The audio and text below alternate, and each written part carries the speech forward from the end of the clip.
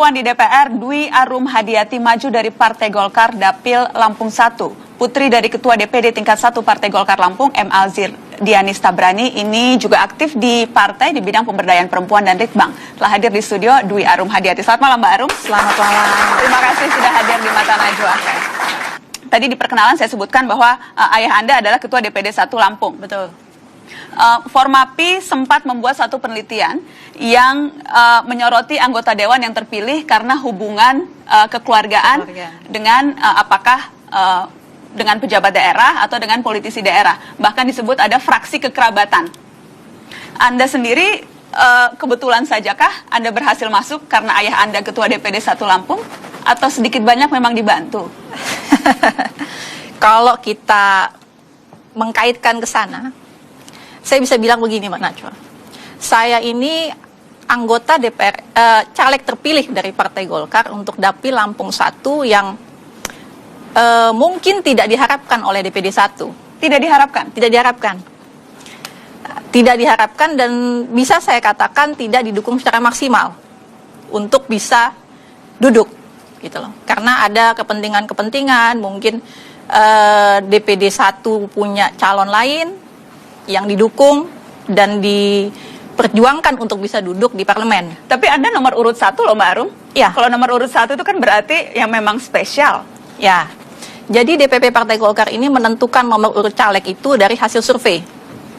Dan alhamdulillah hasil survei itu menempatkan saya di posisi nomor 2, popularitasnya di bawah ayah saya.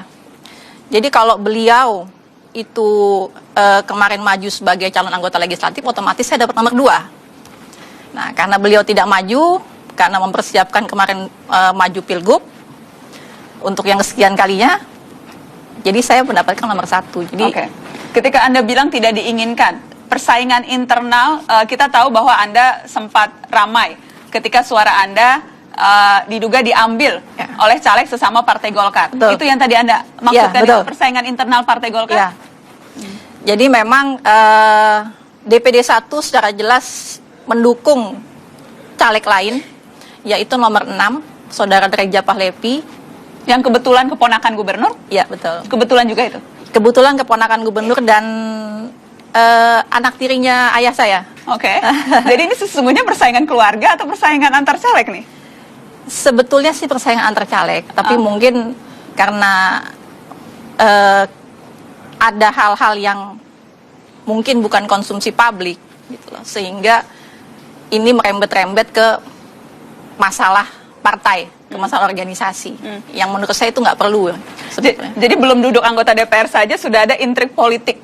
Ini lebih menyiapkan Anda untuk menjadi lebih kebal nanti diduduk di DPR atau lebih menjadi beban? Oh, itu hikmahnya. Jadi saya berpikir begini, apapun persoalan yang kemarin saya hadapi pileg dari sebelum penetapan DCS itu sudah ada surat penolakan dari DPD 1, bahkan penolakan langsung dari Ketua DPD 1 kepada Ketua Umum Abu Rizal Bakri untuk menolak saya menjadi calon anggota legislatif dari Dapil Lampung 1 dan meminta untuk saya dipindah dapil ke Jawa Barat. Nah, saya sempat dipanggil langsung oleh Pak Ical, ditanya mau nggak saya dipindah dapil Lampung ke Jawa Barat. Saya cuma jawab, apa salah saya? Saya tidak melakukan pelanggaran organisasi dan apa hubungan saya dengan Jawa Barat? Jadi kamu tidak mau? Tidak mau. Ya udah, berarti kamu tetap di Lampung 1. Jadi sudah sampai sejauh itu, makanya saya mengambil kesimpulan bahwa saya adalah calon anggota legislatif dari Partai Golkar, meskipun mendapat nomor urut 1, tapi yang tidak diinginkan, didukung, bahkan pada prosesnya memang dihalang-halangi oleh DPD 1. Kira-kira bagaimana kemudian ini akan mempengaruhi hubungan Anda dengan fraksi atau dengan partai? Anda akan lebih berani, kalau waktu itu saja sudah berani menolak Pak Ical, sekarang kalau ada perintah-perintah juga akan berani menolak? Insya Allah. Insya Allah.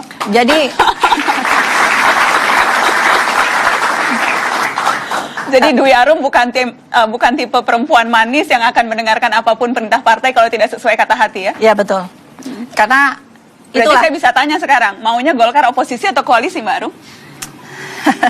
Kata Kalau hatinya untuk loh, saat bukan ini. kata hati Abu Rizal Bakri. Ya, kalau untuk saat ini saya mengatakan kita kan belum masih proses MK ya, masih proses MK. Tapi seandainya pun nanti MK itu menolak gugatan Prabowo Hatta dan Jokowi JK tetap leading menjadi presiden Indonesia yang selanjutnya, saya mendukung Partai Golkar untuk di luar pemerintahan. Di luar pemerintahan? Ya.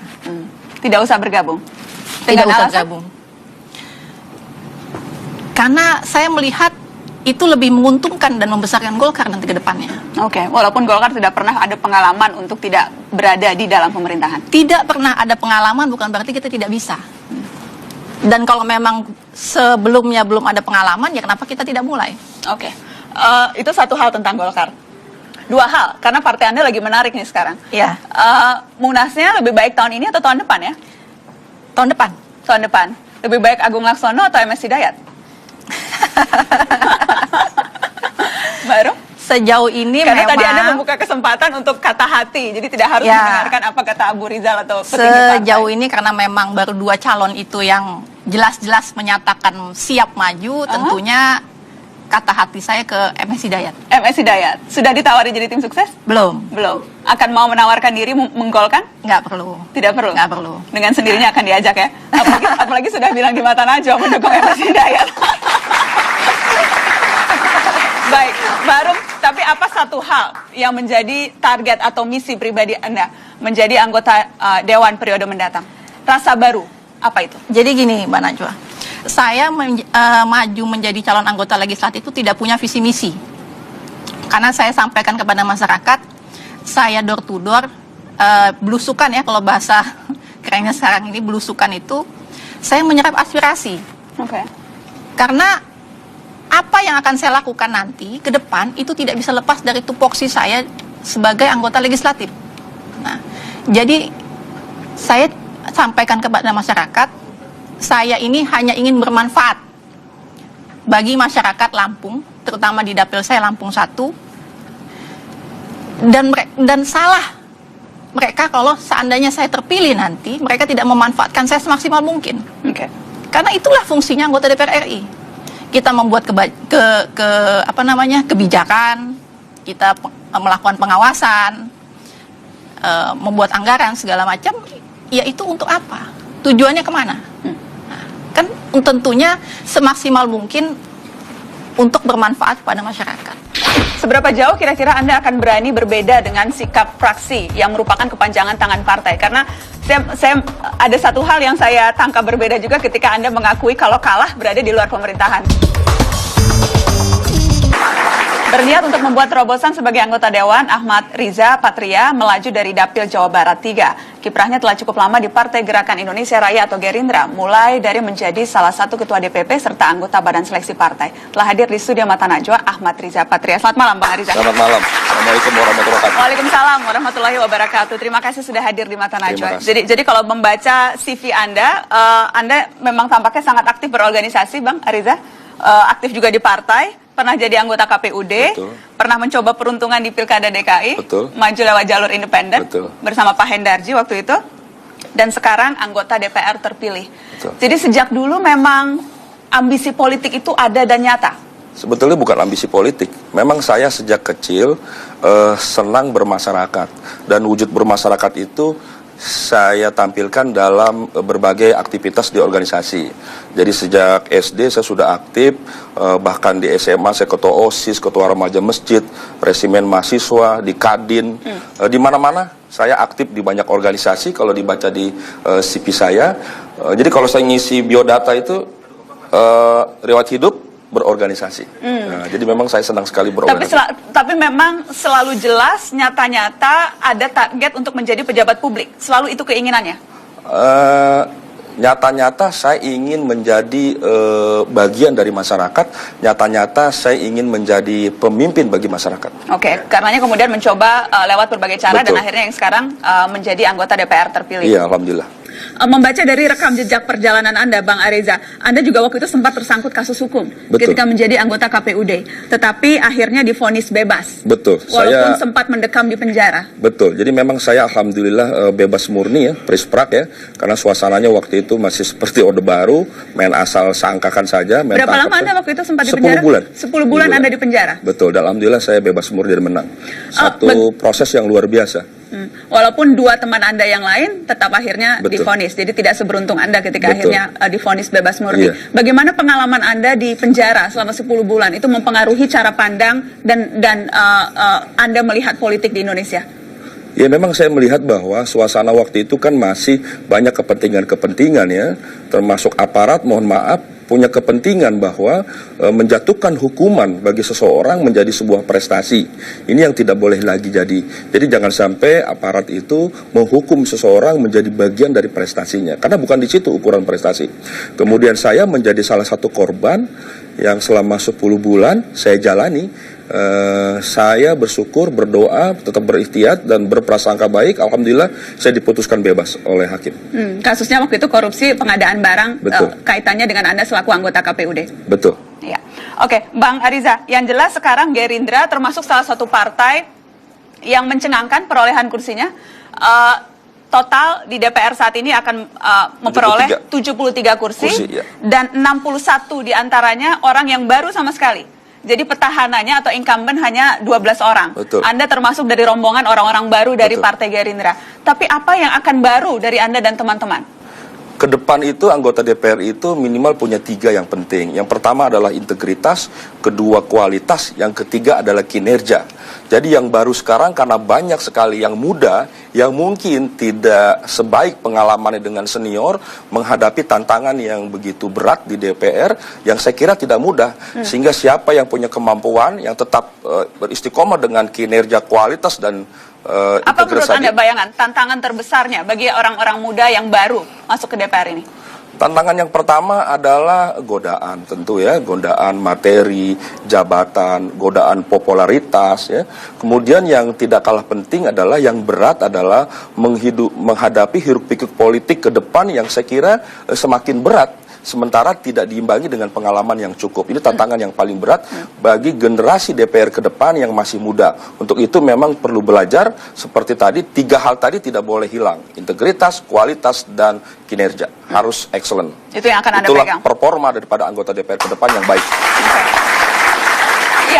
Yang jelas teman-teman, kalau kita ingat dan sampai sekarang pun Gerindra tampaknya akan mengambil sikap yang berbeda dengan pemerintahan ke depan, akan mengambil sikap oposisi. Seperti apa terjemahan oposisi menurut Anda sebagai salah satu anggota dewan yang nanti akan berkiprah di legislatif? Saya kira tidak hanya bagi Gerindra ya, ke depan siapapun yang menjadi partai yang kalah dalam pilpres, partai manapun, saya kira lebih baik tempatnya di luar pemerintahan.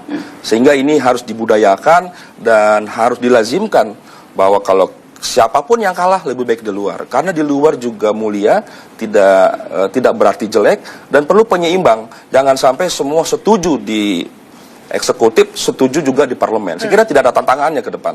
Perlu ada check and balance. Seberapa jauh kira-kira Anda akan berani berbeda dengan sikap fraksi yang merupakan kepanjangan tangan partai? Karena saya ada satu hal yang saya tangkap berbeda juga ketika Anda mengakui kalau kalah berada di luar pemerintahan. Karena sampai sekarang kita tahu bahkan Prabowo sendiri tidak mau mengaku kalah tuh.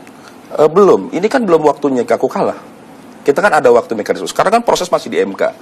Saya kira siapapun yang sekarang ikut dalam pilpres, ini prosesnya belum selesai. Jadi masih ada tahapan berikutnya, yaitu sekarang adalah tahapan di MK. Saya kira nanti pada waktunya, saya kira semua akan melihat, akan tahu bahwa nanti siapa yang ada di pemerintahan dan siapa yang ada di parlemen. Jadi Anda akan berani berbeda dengan apa yang digariskan oleh partai? Atau Bapak Prabowo selalu menyampaikan bahwa kita tidak salah berbeda, apalagi kami yang muda-muda selalu beri kesempatan untuk berbeda, menyuarakan yang baik gitu. Jadi tidak ada komando dalam partai, kita memberikan gagasan, ide, boleh berbeda. Kita biasa berbeda dengan para petinggi partai, nanti diputuskan yang terbaik. Dan terbaik. Anda tadi dari bawah, sekarang sudah di atas, posisi sudah enak. Apa yang Anda cari dengan menjadi anggota DPR?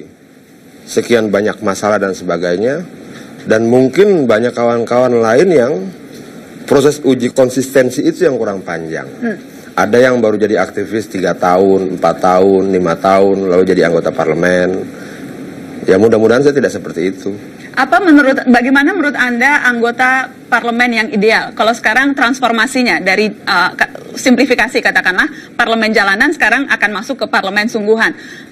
Anggota aktivis yang kemudian berubah fungsi itu idealnya akan menjadi yang seperti apa?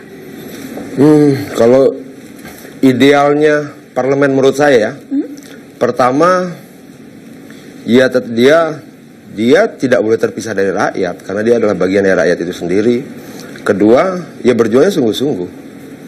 Ketiga, berpihak dan berani mengambil resiko. Sekarang ini kan banyak kawan-kawan yang tidak berani mengambil resiko ya, baik resiko politik dan sebagainya. Nah, karena apa itu kira-kira menurut Anda? Ya mungkin kepentingan terlalu besar, mungkin juga kekhawatiran terlalu besar, dan saya pikir ya kalau tidak punya keberanian berpolitik ya jangan berpolitik. Tapi politik itu kan memang seni berkompromi. Apakah Anda harus berkompromi sehingga akhirnya bisa duduk di anggota dewan sekarang? Kalau menurut saya politik itu seni. Apakah dia seni berkompromi, apakah dia seni berargumentasi, apakah dia seni untuk bertarung secara politik, tapi sesungguhnya itulah seni. Dan kalau kemudian harus berkompromi kan ada wilayah yang bisa dikompromikan, ada juga yang tidak. Adakah kompromi dengan partai misalnya? Ya waktu itu malam-malam saya dipanggil oleh Wakil Sekjen ya Mas Baskara, ketemu lalu dia bilang, "Cok, menurut Pak Sekjen kamu maju sebagai anggota dewan dari dapil ini nomor sekian sekian sekian, bagaimana? Setuju? Setuju," saya bilang. Lalu dia bilang, Pak Sekjen juga titip pesan, pertama potong rambut, kedua ganti celana, dan 3 belajar pakai kemeja. Okay. Dan saya pikir itu bukan beban besar ya, walaupun saya bilang hanya itu Mas, hanya itu. Jadi lebih menyesuaikan penampilan, hanya itu kompromi yang diminta. Ya saya tidak melihat ada tekanan di partai ini ya, dan saya tidak melihat bahwa mengganti pakaian itu juga sebuah kompromi yang harus merelakan prinsip-prinsip, tidak ada. Bang Adian, yang jelas kalau kita bicara anggota DPR, legislatif, persepsi masyarakat terhadap lembaga ini sungguh sangat buruk. Dalam berbagai survei selalu saja nomor 1 ketika bicara soal lembaga terkorup katakanlah. Kemudian bagaimana orang menilai anggota DPR yang hanya titip absen, hanya senangnya pergi ke luar negeri untuk kunjungan kerja, tanda tangan diam, tidak melakukan apa-apa. Persepsi-persepsi itu seberapa sulit kira-kira nanti Anda harus berusaha meyakinkan, atau Anda tidak ada beban untuk berusaha menunjukkan Anda bukan bagian dari persepsi buruk itu? Begini loh, dulu saya bisa keluar masuk kampung bertahun-tahun. Saya mendampingi korban sutet 17 tahun, sampai kemudian akhirnya negara mengakui bahwa korban sutet harus diperhatikan dan mereka mengeluarkan kompensasi, dan saya tidak dibayar 1 rupiah pun. Saya bisa menghabiskan uang jajan, uang kuliah, uang kos. Saya sempat tidak kos selama 11 tahun karena uangnya kita pakai untuk untuk transportasi dan sebagainya, dan saya bisa lakukan itu. Artinya harusnya saya tidak berubah. Harusnya saya juga masih bisa melakukan itu walaupun di parlemen. Mungkin dan intensitas yang berbeda, tapi keberpihakan turun ke bawah dan sebagainya itu sudah saya jalani hampir 20 tahun ya. Tidak sesuatu yang baru. Kulit saya menunjukkan bahwa saya bukan hidup di ruangan AC. Kulit saya kulit lapangan, kulit saya memang kulit yang sama warna dan sawah. Jadi ya menjadi adian, tetap menjadi adian bagi saya itu penting. Ketika dan godaan yang kemudian atau akses, kesempatan, tawaran yang tentunya akan peluangnya menjadi lebih besar karena akses kekuasaan menjadi lebih dekat sekarang. Pernahkah ada bagaimana kemudian berusaha juga untuk tetap bisa istiqomah kalau memang tawarannya akan menjadi semakin banyak? Kemarin saya dipanggil salah seorang senior saya dan dia juga sampaikan hal yang sama, dan dia tanya, "Kamu kuat?" "Kuat," saya bilang. Karena jadi aktivis juga bukan berarti tanpa godaan. Jadi aktivis saya pikir di sisi lain punya hal yang lebih menakutkan dan lebih berat. Kadangkala kita satu sisi diintimidasi, satu sisi ditawarkan. Artinya intimidasi dan tawaran itu bisa datang bersamaan. Bisa ceritakan satu yang spesifik? Ya misalnya waktu saya mendampingi korban Sutet, utusan dari pemerintah datang dan mereka cuma tanya, kamu mau apa? Dan saya bilang, saya cuma mau ganti rugi. Kenapa tidak minta yang lain? Karena saya tidak memikirkan yang lain. Nah, sisi lain kan karena aksi-aksi kita yang sangat masif saat itu, intimidasi kan tidak berhenti. Dari sekedar SMS, telepon, sampai ya pernah misalnya kita naik bis kota, tiba-tiba orang samping kita nyolek perut itu, lu nggak bisa diam ya, seperti itu. Artinya teror-teror itu kan terjadi hampir setiap hari ya. Oke. Dan saya pikir mudah-mudahan saya tidak berubah. Jadi dari pengalaman itu Anda merasa sedikit banyak bisa menyiapkan Anda untuk belantara di DPR nanti. Anda mengibaratkan pekerjaan yang akan Anda lakoni mulai bulan Oktober itu seperti apa?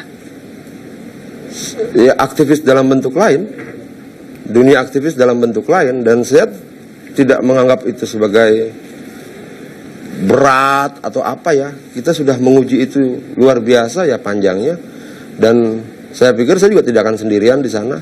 Indonesia tidak pernah kekurangan orang baik, Indonesia tidak pernah kekurangan orang yang berpihak dan mencintai rakyatnya. Karena itulah kita tetap bertahan sebagai bangsa sampai hari ini. Jokowi JK menjadi presiden RI yang selanjutnya, ya saya yang mendukung untuk Golkar tetap di luar pemerintahan. Tetap di luar pemerintahan. Terima kasih Anda terus di Mata Najwa. Senayan Rasa Baru. Mata Najwa mengundang 4 calon anggota DPR terpilih yang nanti insya Allah akan dilantik pada 1 Oktober mendatang. 4-4-nya tadi saya sudah wawancara sendiri-sendiri. 4-4-nya sekarang sudah hadir di satu meja. Yang jelas, abang-abang, kakak-kakak, Senayan Rasa Baru karena memang ada banyak wajah baru. 56% akan terdiri dari orang-orang baru. Anatominya menarik. Mayoritas usia produktif antara 21 sampai 55 tahun dan mayoritas berpendidikan tinggi. 91% pendidikannya S1, S2, S3. Pekerjaannya 41% pengusaha, 24% politisi, 12% pejabat. Kalau kita bicara komposisi sekarang, seberapa jauh parlemen ini nanti akan kurang lebih bisa mendukung kebijakan-kebijakan yang diambil oleh pemerintahan baru. Kalau kita bicara komposisi koalisinya seperti yang kita akan saksikan dulu tayangan yang berikut ini.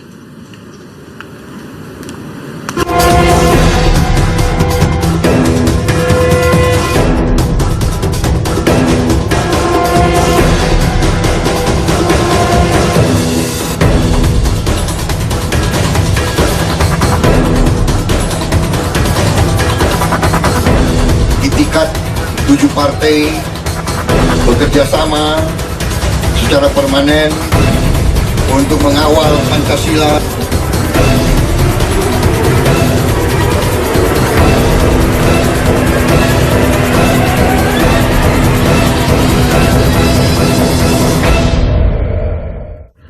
Bang Ariza, Koalisi Merah Putih sudah menyebut akan mempermanenkan anggota-anggotanya dan akan bertindak menjadi oposisi dalam pemerintahan yang akan datang. Bagaimana kemudian Anda memperkirakan apa yang akan terjadi pada pemerintahan dengan legislatif yang akan terbagi seperti ini? Ya betul, kita membangun komisi permanen dan soal dia posisi kita tunggu hasil MK. Kemudian yang ketiga, bagaimana ke depan, DPR ke depan, saya kira ini sangat menarik dan luar biasa ya. Di tengah banyaknya dominasi orang baru, tapi tantangan ke depan jauh lebih berat ya. Dalam suasana pilpres yang 2 calon, kemudian terjadi polarisasi yang seperti ini, kita harus jujur akan berdampak ke parlemen tentunya, siapapun nanti yang menjadi pemenang pilpres. Tapi saya kira ini satu yang positif dalam proses pembelajaran satu bangsa yang kita menepati urutan ketiga sebagai bangsa terbesar demokrasi di dunia ya. Yaitu apa? Yaitu siapa ke depan nanti yang akan tampil sebagai lembaga apakah eksekutif atau legislatif yang betul-betul memperjuangkan aspirasi rakyat. Oke. Tidak mesti harus eksekutif, bisa ada di parlemen atau sebaliknya. Atau kalau memang tujuannya untuk menyeimbangkan pemerintah tetapi bukan untuk mencari apa salahnya pemerintah. Betul. Lebih besar potensi yang mana Bang Adian? Kalau PDIP dan Nasdem gitu masih menjadi satu gerbong karenanya duduknya di sebelah sini. Lebih besar potensi yang mana yang terjadi? Ya pertama, istilah permanen dalam politik saja sudah nggak tepat. Mana ada yang permanen dalam politik? Itu pertama. Kedua, kita lihat kulturnya dan historisnya. Ini nanti ikut kita nih Golkar. Gitu. Anda yakin sekali Golkar bakal ikut? Karena Golkar tidak punya pengalaman beroposisi. Ada beberapa partai di situ yang tidak punya pengalaman beroposisi dari tahun ke tahun. Golkar misalnya, P3 dan sebagainya. Dan pola partainya kan berbeda. Partai yang digerakkan oleh uang, dia butuh untuk mengambil sikap yang kompromistis. Anda menyebut ke partai mana nih yang digerakkan oleh uang? Nanti jadi persoalan kalau kita sebutkan. Tapi Anda udah menyebut, jadi harus jelas spesifik. Iya, jadi jangan sebut nama, katanya itu pembelajaran pertama dalam politik. Tidak menyebut nama Jangan ya? sebut nama. Jadi saya tidak yakin. Tidak yakin akan permanen? Tidak akan permanen, dan kita tidak akan ada kesulitan banyak di parlemen nantinya. Karena saya berpikir bahwa pada akhirnya nanti sikap yang diputuskan di parlemen tetap berpijak pada rasionalitas, pada kepentingan rakyat. Dan saya berharap semua anggota parlemen partai manapun harus berani begitu. Anda yakin ini akan permanen karena Ketua Umum Anda, Abu Rizal Bakri, sudah kemana-mana dengan Pak Prabowo Subianto? Ya, dan memang mengutip statementnya Pak Ical, Pak ARB, bahwa permanen ini tidak hanya sampai di 2015. Berarti siapapun Ketua Umum Golkar nanti ke depan, itu juga akan tetap berada di dalam koalisi Merah Putih. Itu kalau kita kutip dari statement beliau. Kita mengambil langkah bahwa seandainya setelah keputusan MK nanti Jokowi JK menjadi Presiden RI yang selanjutnya, ya saya yang mendukung untuk Golkar tetap di luar pemerintahan. Tetap di luar pemerintahan. Seberapa jauh kemudian Nasdem sebagai partai baru, kursinya 35. Seberapa jauh kontribusinya untuk bisa paling tidak mengamankan kebijakan-kebijakan yang diambil oleh Jokowi JK nanti? Seberapa yakin pada kemampuan politik anggota-anggota barunya? Kita tetap berkomitmen untuk mementingkan kepentingan rakyat dalam pemerintahan nanti. Jadi tidak ada istilah kata menolak, dan di saat di parlemen nanti kita akan dukung kepentingan pemerintah untuk NKRI yang kita cintai ini. Wah, nanti semua partai diuji. Semua diuji. Dan menurut Anda lolos ujian itu kalau tetap bersama-sama dengan Anda dan Prabowo. Kalau yang tidak, itu berarti tidak lolos. Pengambilan kebijakan atau keputusan-keputusan yang strategis seringkali kalau kita lihat pengalaman 5 tahun ini berakhir dengan voting. Dan kalau voting ya berarti banyak-banyakan suara yang mendukung. Dan kalau lihat komposisinya sekarang, kalau masih pakai patokan koalisi Merah Putih dan kemudian koalisi Jokowi JK, itu akan jauh terkalahkan. Ya, makanya saya tidak mau meramal bagaimana nantinya, karena empirik Bendahara Umum PAN saja sudah gabung di kantor transisi. Artinya bahwa saya tidak melihat akan ada koalisi permanen. Mempermanenkan sesuatu saja sudah menyalahi prinsip politik itu sendiri. Jadi tidak mungkin yang dikatakan Bang Ariza tadi itu sesuatu yang tidak mungkin dalam politik. Ya kalau saat ini mereka masih ngancam-ngancam mau permanen, ya nggak apa-apa. Tapi secara empirik dari mana itu bisa muncul dan bagaimana mungkin? Ya sekarang kan biasalah masih MK tuh, kita permanen. Kita lihat saja. Sebelum keputusan MK, Bendahara Umum PAN sudah gabung dengan kita. Itu pertama. Kedua, kita juga kan ketemu dengan kader-kader Golkar dan partai-partai koalisi Merah Putih yang lain, dan mereka bilang kita gabung aja, Yan, ayo. Itu bilang, artinya yang penting buat bangsa Indonesia, yang penting buat rakyat. Ngapain ngotot-ngotot sih? Kalau memang kemudian ternyata lebih baik kita bersama-sama membangun bangsa ini, betul, kenapa harus terpecah-pecah? Itu ancaman atau ngotot-ngototan? Enggak, jadi gini. Semangat membangun bangsa itu kan harus diawali dengan niat baik. Niat baik itu diawali juga dengan semangat yang baik. Semangat koalisi ini kan membangun kebersamaan. Di situ ada kata penting dalam koalisi itu, yaitu konsistensi. Sebagai wakil rakyat, sebagai pemimpin, itu konsistensi penting. Betul menjadi pertanyaan ke depan, apakah ke depan akan berpindah ke seberang atau tidak. Disinilah kita akan lihat konsistensi. Dan mungkin tidak koalisi permanen. Tadi Bang Adian katakan tidak ada itu yang permanen dalam politik. Argumen Anda? Semua setuju bahwa dalam politik ini yang ada kepentingan. Ya, tidak ada kawan dan tidak ada lawan. Itu kan kenyataan selama ini. Justru ke depan kita ingin membangun suasana baru. Bisa nggak niat dan semangat baik ini konsisten? Nah, akan diuji. Kita sama-sama hari ini tidak bisa memastikan. Faktanya ke depan yang luar biasa, teman-teman di Golkar tetap ingin konsisten. Kita tunggu saja mana partai-partai yang memang akan munas, akan muktamar. Karena kita jujur bahwa belum P3 lebih awal. P3 lebih awal. Nanti semua partai diuji. Ya, semua diuji. Dan menurut Anda lolos ujian itu kalau tetap bersama-sama dengan Anda dan Prabowo. Kalau yang tidak, itu berarti tidak lolos ujian. Bukan, artinya mana yang konsisten, mana yang tidak konsisten. Bersama-sama dalam koalisi. Betul, itu akan dilihat. Begitu juga teman-teman di situ. Ujian kebaikan atau keburukan itu menurut Anda? Ya, saya pikir ya semua betul harus diuji betul. Tapi saya pikir bahkan Gerindra pun nanti akan ikut kita. Anda pede sekali Gerindra ikut PDI Perjuangan dan Jokowi. Bukan, karena gini, pertama secara historis kita pernah bersama-sama misalnya. Kedua, saya kan kenal juga teman-teman yang di Gerindra. Dan kita juga komunikasi. Kita bisa melihat arahnya. Begitu juga teman-teman di Golkar dan sebagainya. Banyak sekali aktivis di Gerindra yang sudah kita komunikasikan. Dan mereka juga bilang, sudahlah, capek gitu loh. Orang buka TV dengar orang marah-marah, orang buka TV dengar orang marah-marah, kan pegel juga ya. Rakyat ini kan tidak bisa makan marah-marah, dia makan nasi. Nah maksud saya siapa itu yang marah-marah? Jangan sebut nama. Aduh, Anda dari tadi tidak mau sebut nama. Nah, ada sanksi hukumnya. Jadi jangankan PAN, P3, Golkar, termasuk Gerindra sangat potensial untuk bergabung bersama-sama dengan kita. Karena saya yakin ada banyak sekali orang baik di Gerindra dan di Golkar yang akan mementingkan kepentingan rakyat di depan dibandingkan kepentingan partainya. Yang jelas salah satu ujian yang sudah ada di depan mata adalah sekarang soal siapa kira-kira yang akan memimpin DPR. Lewat Undang-Undang MD3, peluang partai pemenang untuk memimpin DPR sudah dihilangkan. Kita akan lihat cuplikan tayangan berikut.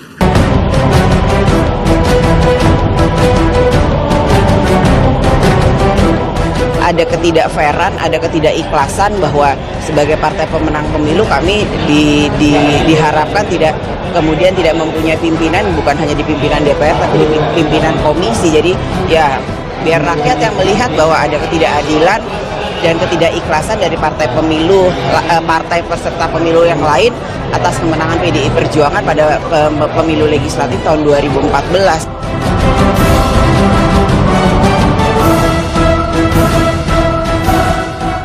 Ya, pemirsa, Undang-Undang MD3 yang disahkan sehari sebelum Pilpres itu kemudian memicu kontroversi. Salah satunya dari sekian banyak kontroversi yang muncul kalau kita kaitkan dengan pimpinan DPR. Tadi kita sudah dengarkan salah satu ketua PDI Perjuangan, ketua fraksi PDI Perjuangan, Puan Maharani, yang menyebut ada ketidakadilan. Tapi saya ingin lempar ke Anda, Bung Ariza. Mengapa harus sekarang tidak lagi otomatis fraksi terbesar yang menjadi pimpinan DPR? Kalau asas keadilan ya wajar dong menang pemilu jadi ketua DPR. Oh ya, itu yang salah. Jadi aturan yang sebelumnya yang salah. Kita dari SD kelas 1 sampai kuliah sampai jadi rektor dipilih. Ketua RT sampai presiden dipilih. Apalagi anggota DPR, representatif, lembaga yang demokratis harus dipilih. Bahkan saya pribadi berharap ya, pimpinan DPR seperti Pilpres, artinya dia mengamanyakan visinya, misinya, programnya, sehingga tidak hanya anggota dewan yang 560 yang memahami karakter, integritas dan lain sebagainya, tapi masyarakat bangsa Indonesia melihat, oh ini loh ketua DPR kami yang bisa menyuarakan, membawa dan mewujudkan aspirasi rakyat. Jadi saya kira yang salah itu yang salah justru yang sistem sebelumnya yang otomatis menjadikan pimpinan. Betul, begitu. Jadi idealnya harus dipilih. Oke, Bang Adian, kalau kita bicara spesifik soal tadi, seharusnya semua orang punya hak untuk dipilih. Ketua kelas saja dipilih, masa ketua DPR otomatis pemenang atau ditunjuk? Ya. Kalau argumennya itu? Kalau argumen itu bisa-bisa saja. Artinya bahwa kita tidak melihat dari sisi rasionalitasnya, tapi historisnya. Itu pernah terjadi. Penelikungan di DPR, MPR itu pernah terjadi di kita tahun 99. Manuver itu menyakitkan, tidak menyenangkan. Dan karena ini lembaga politik, kita tidak bisa menghitung secara kalkulasi rasional, tapi juga kalkulasi politik. Kalkulasi politiknya apa? Kita khawatir ini untuk kepentingan politik kelompok-kelompok tertentu ke depan. Jadi ini khawatir memang ditelikung juga. PDI Perjuangan khawatir ditelikung oleh partai lain karena mengubah ini? Sangat mungkin dong. Terlebih lagi di pasal berikutnya ada hak impunitas yang berlebihan. Sudah seperti ini, di pasal berikutnya ada hak impunitas yang berlebihan. Ini menyempurnakan upaya penelikungan politik ke depan. Dan kita sedang mengajukan judicial review. Kalau dibilang tadi, ya kita tunggu dulu selesai MK. Saya juga bisa jawab kita tunggu dulu selesai MK dan sebagainya.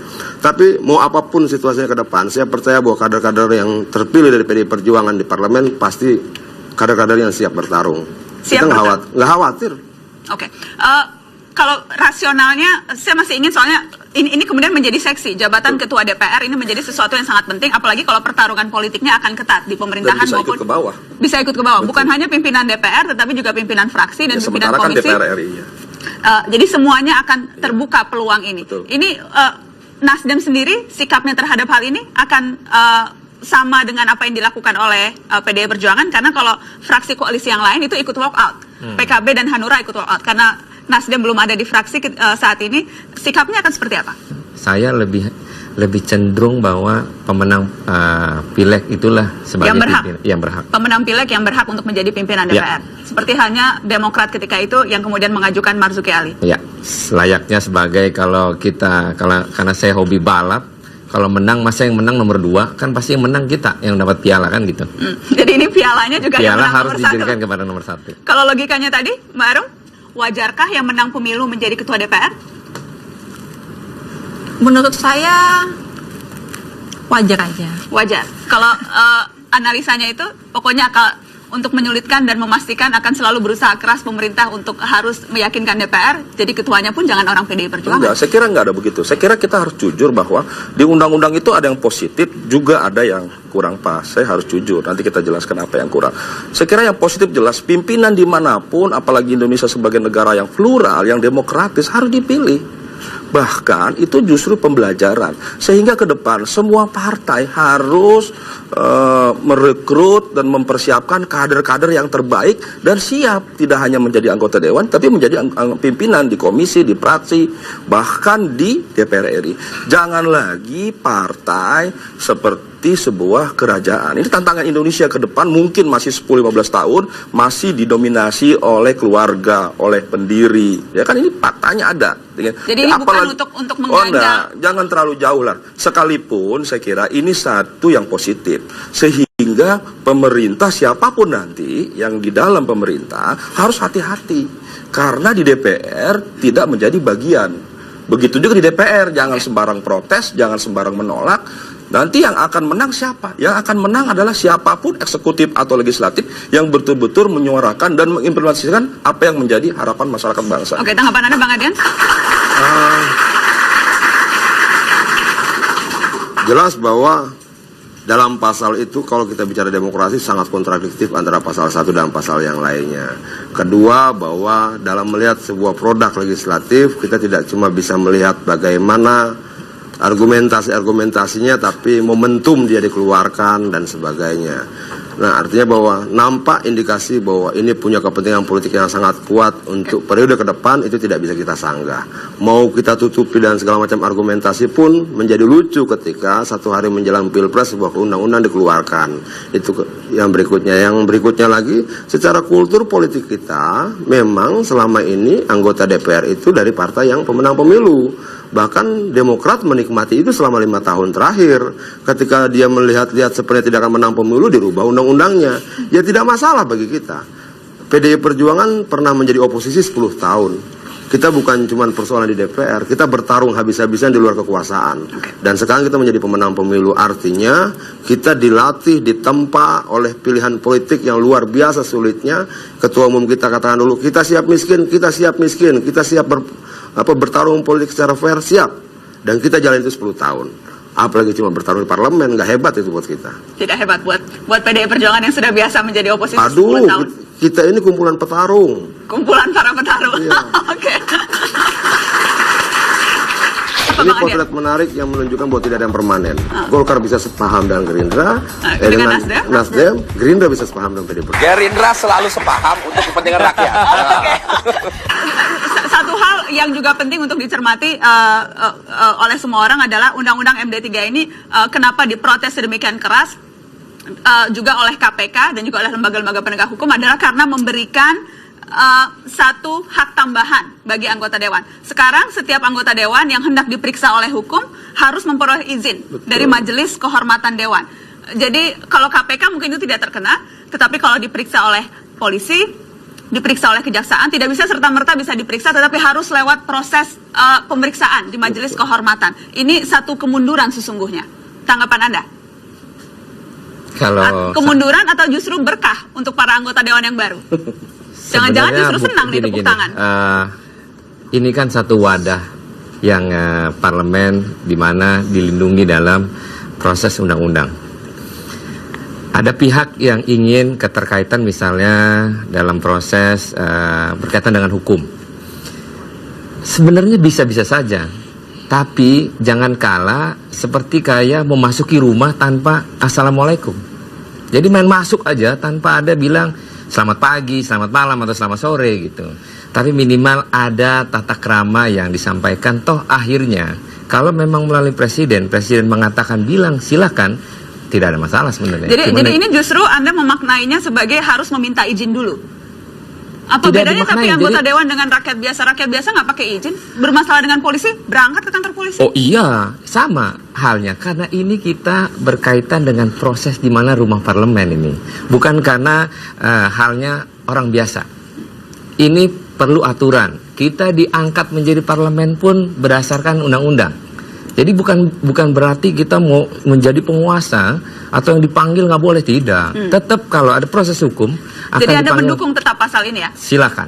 Saya pribadi mengatakan itu adalah melalui proses. Tapi yang berkaitan dengan hukum, yang bersangkutan harus melalui jalur hukum yang sebenarnya. Sikap politik Anda sendiri terhadap ini? Saya termasuk yang keberatan atas pasal ini ya.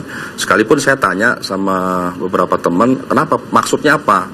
Maksudnya adalah supaya tidak ada semena-mena terhadap pemanggilan dan sebagainya. Sekalipun ternyata cuma 1 bulan umurnya.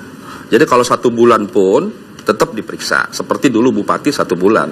Diizinkan, tidak diizinkan Presiden. 1 bulan itu waktu yang cukup untuk menyembunyikan barang bukti dan melarikan diri ke Kolombia. Tidak. Jadi bagi saya adalah justru ini satu ketertinggalan. Harusnya ke depan anggota dewan itu kan representasi rakyat. Dia harus semakin dekat dengan rakyat. Wujudnya, aspirasinya, fasilitasnya, dia harus dekat karena dia bagian atau wakil dari rakyat. Jadi saya termasuk yang tidak setuju atas pasal ini. Tidak perlu imunitas. Yang salah tetap salah, yang benar tetap benar. Saya pernah mengalami disudutkan, dipersalahkan, tapi benar tetap benar. Oke. Jadi saya kira nggak penting ya. Yang penting adalah kebenaran itu sendiri. Oke. Baru sikap politik Anda terhadap ini karena ini hak tiba-tiba yang diberikan oleh anggota Ya. dewan. Saya dalam menyikapi pasal ini, saya mendukung. Mendukung karena tadi saya setuju bahwa ini masalah etika dan tidak semerta-merta membuat anggota legislatif itu menjadi imun atau tidak bisa diperiksa. Ini kan hanya ada tahapan-tahapannya. Sedangkan lagi pula kan saat ini KPK kan sudah didukung oleh teknologi yang canggih. Mereka bisa tangkap tangan segala macam. Jadi saya pikir ya nggak masalah. Kenapa itu Anda tidak setuju, Bung Adian?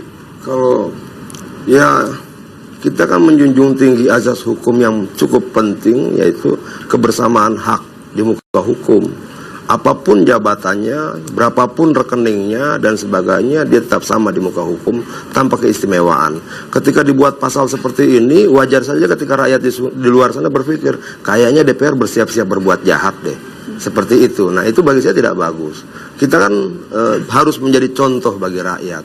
Impunitas yang diharapkan sebenarnya ketika dia sedang melaksanakan kewajibannya, ketika dia sedang turun ke lapangan dan sebagainya, ada perlindungan lebih terhadap dia. Sebatas itu. Tapi di sini kan sangat bias. Orang bisa bilang anggota DPR nyolong nanti bisa tidak ketangkap. Dalam waktu 30 hari itu harusnya kalau kita mendukung ajas undang-undang dan proses peradilan yang cepat dan sebagainya, tidak boleh nunggu 30 hari. Seketika kepolisi tahu, boleh diambil tindakan. 30 hari itu terlalu lama orang untuk bersembunyi, menghilangkan barang bukti, melarikan diri dan sebagainya.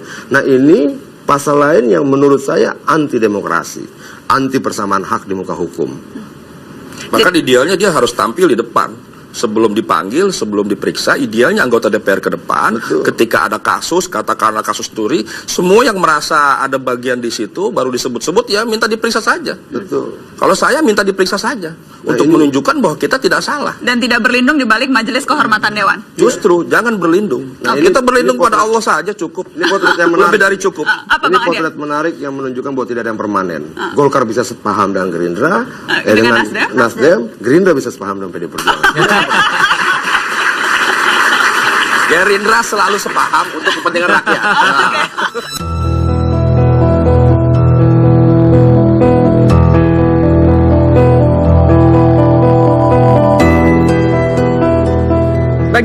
politik bukan urusan koalisi atau oposisi, tetapi bagaimana kebijakan publik mengubah hidup sehari-hari.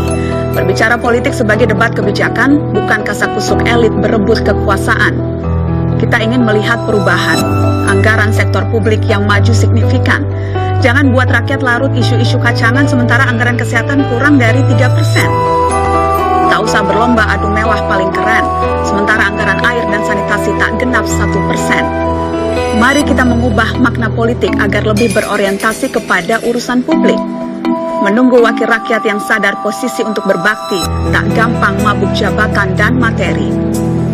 Telah berlalu show politik permainan citra, sebab rakyat sudah terlatih memisah dusta dari kata.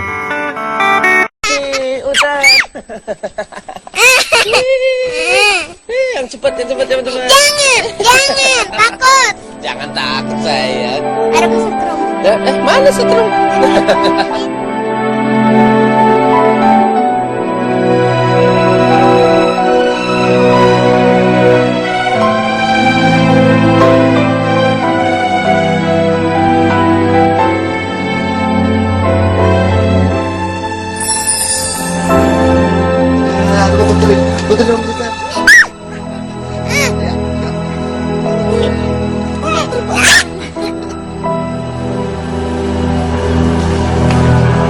Anak kamu sudah pulang?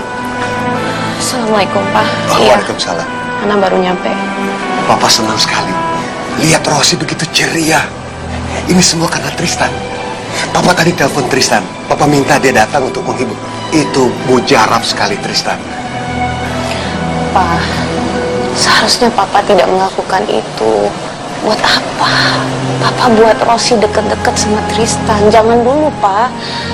Yang ada Papa justru memperuncing masalah.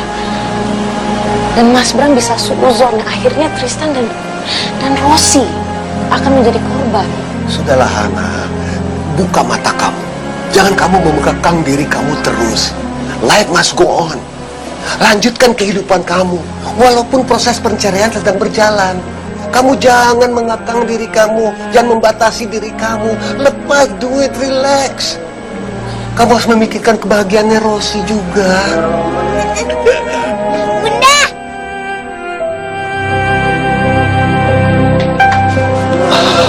Bunda, ini Rosi habis ditemenin doang sama Om Tristan. Hana, saya minta maaf ya. Seharusnya saya itu nggak lancang asal datang ke sini nemenin Rosi main. Saya minta maaf. Ya udah Bunda, Rosi main lagi ya.